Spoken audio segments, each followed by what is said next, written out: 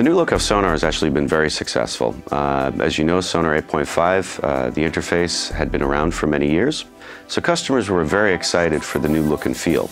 Existing customers did have a transition period where they had to experience change, and that had a little bit of a learning curve, but new customers were very excited that the new Skylight interface was very modern and easy to use. When customers first use SONAR X1, they are a little bit surprised at the different look and feel of Skylight interface. But at the same time, they're very happy that now it's much easier to use. For example, instead of multi-key commands to make change, all they need to do now is press a single keystroke. For example, the inspector, you just press I. To turn on the control bar, just C. And so on. So much easier to use. So new customers are very excited, and existing customers, although there is change, now cannot go back to SONAR 8.5. So SONAR features the 64-bit audio engine, and that can be used in a 32-bit or a 64-bit operating system. But end-to-end inside of SONAR, it is 64-bit. What this means is you get more headroom, and you also get a lower noise floor as well. In addition, many of the plugins and soft synths included inside of SONAR are also 64-bit compatible.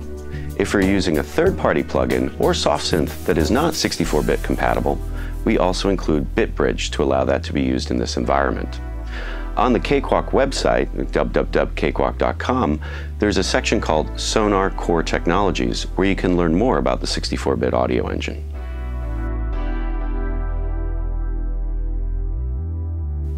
Many users have embraced SONAR X1, including the professional community. For example, Call of Duty Black Ops was actually created using SONAR X1, the entire soundtrack.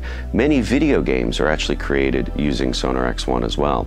But not just video game producers, but also artists like Corey Arkin, who just had an album released in Japan March 14th. This is also another artist where her songs were made completely inside of SONAR X1, drums, keyboards, and only vocals were live instruments. So we have many different styles of artists and also many home musicians as well.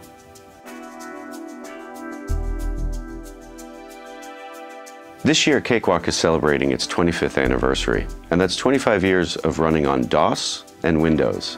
Although Pro Audio and then what became Sonar and SONAR X1 have always been made on Windows, Cakewalk has no problem with the Mac OS.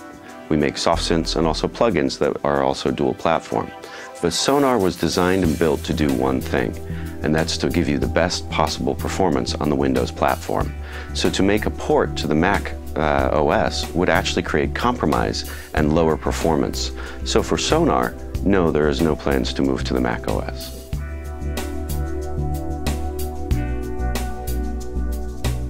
To look at the future of SONAR X1, it is good to review from the launch. We released SONAR X1, and now we've had the SONAR X1 A, B, C, and D updates. Each update included new features. For example, SONAR X1D now includes the quad curve EQ. This is directly based on customer feedback and information from dealers, customers, and the press as to what they like, where they would like to see enhancements. So as we look to the next version of Sonar, we are doing the same thing. We will keep taking our customer feedback and look at their wants and needs and build that into future versions.